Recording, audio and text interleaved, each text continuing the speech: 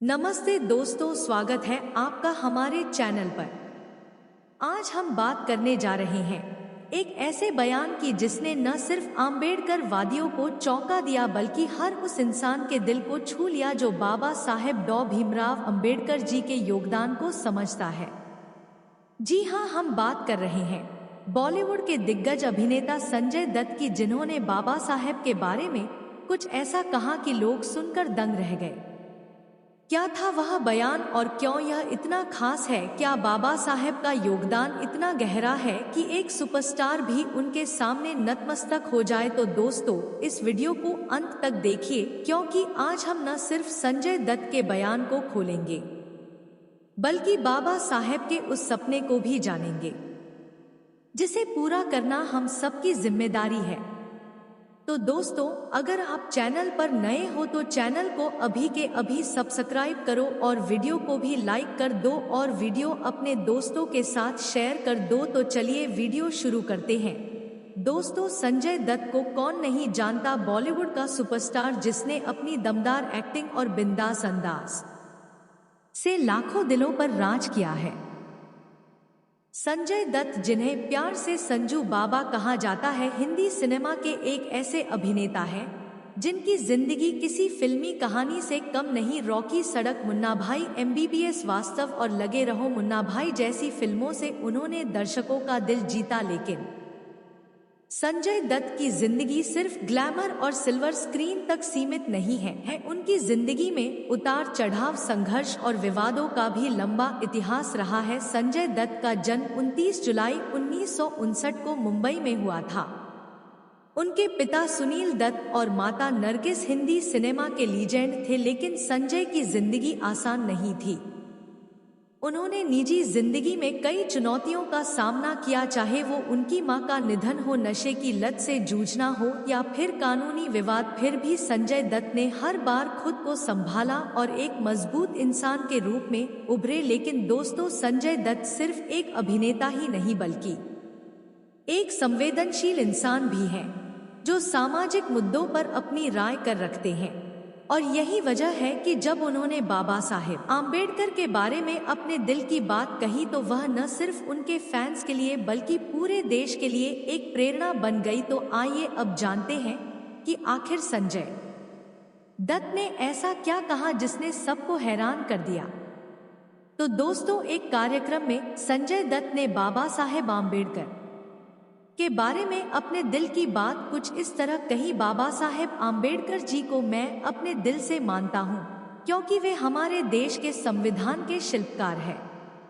उन्होंने सभी भारतवासियों को समान अधिकार दिए और अपने हक की लड़ाई लड़ने का अधिकार दिया। बाबा साहेब आम्बेडकर जी ने केवल दलितों के लिए ही नहीं बल्कि हर भारतवासी के लिए काम किया। मैं आज जो कुछ भी हो उसमें बाबा साहेब का एक अहम योगदान है।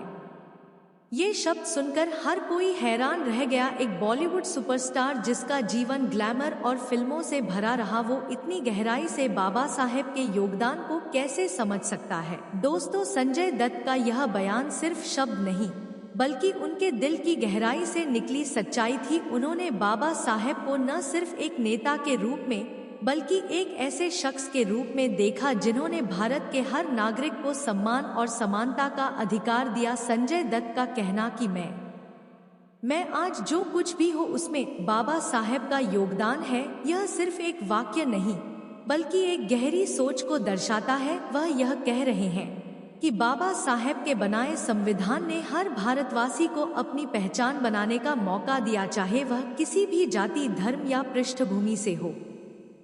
और यह बात संजय दत्त जैसे व्यक्ति के लिए भी उतनी ही सच है जितनी किसी आम इंसान के लिए। तो दोस्तों, अब सवाल यह है कि आखिर बाबा साहेब ने ऐसा क्या किया जो न सिर्फ संजय दत्त बल्कि करोड़ों लोगों के लिए प्रेरणा का स्रोत बने। आइए अब बात करते हैं बाबा साहेब आम्बेडकर के उन योगदानों की जिन्होंने भारत को एक नई दिशा दी। दोस्तों, डॉक्टर भीमराव रामजी आम्बेडकर, जिन्हें हम प्यार से बाबा साहेब कहते हैं, वे भारत के इतिहास में एक ऐसी शख्सियत हैं जिन्होंने न सिर्फ एक समुदाय बल्कि पूरे देश को एक नई दिशा दी। 14 अप्रैल 1891 को मध्य प्रदेश के महू में जन्मे बाबा साहेब का जीवन संघर्षों से भरा था। एक दलित परिवार में जन्मे बाबा साहेब को बचपन से ही छुआछूत और सामाजिक शामिल भेदभाव का सामना करना पड़ा, लेकिन उन्होंने इन मुश्किलों को अपनी ताकत बनाया और दुनिया को दिखाया कि शिक्षा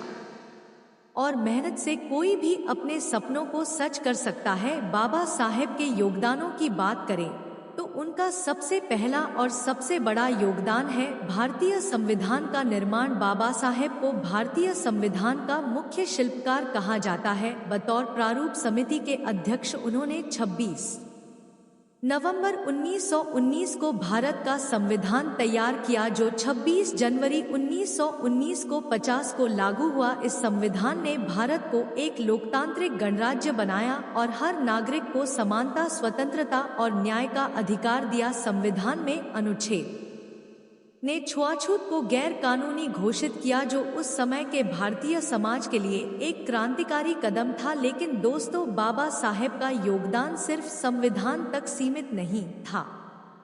उन्होंने दलितों और अन्य वंचित समुदायों के लिए सामाजिक न्याय की लड़ाई लड़ी। 1927 में महाड़ सत्याग्रह में कला राम मंदिर आंदोलन इसके सबसे बड़े उदाहरण है। महाड़ सत्याग्रह में बाबा साहेब ने दलितों को सार्वजनिक कुएं से पानी पीने का अधिकार दिलाया, जबकि काला राम मंदिर आंदोलन में उन्होंने दलितों के मंदिर प्रवेश के अधिकार के लिए आवाज उठाई। ये आंदोलन न सिर्फ दलितों के लिए बल्कि पूरे समाज के लिए एक जागृति का प्रतीक बने और बाबा साहब अपने न सिर्फ दलितों के लिए बल्कि हर उस इंसान के लिए काम किया जो समाज में हाशिए पर था। मजदूरों, किसानों और महिलाओं के अधिकारों के लिए उनकी आवाज हमेशा बुलंद रही। यही वजह है कि संजय दत्त जैसे लोग भी कहते हैं कि बाबा साहेब का योगदान सिर्फ एक समुदाय तक सीमित नहीं, बल्कि ये हर भारतवासी की जिंदगी को बेहतर बनाने वाला है। बाबा साहेब का सपना था एक ऐसा भारत जहां जाति, धर्म, लिंग के आधार पर कोई भेदभाव न हो। वे चाहते थे कि हर व्यक्ति शिक्षित हो, क्योंकि उनका मानना था कि शिक्षा बोर्ड शस्त्र है जिससे समाज को बदला जा सकता है। वे चाहते थे कि भारत का हर नागरिक अपने अधिकारों के लिए जागरूक हो और अपने हक की लड़ाई लड़ सके। उनका सपना था एक ऐसा समाज जहां बंधुत्व की भावना हो। संविधान की प्रस्तावना में बंधुत्व शब्द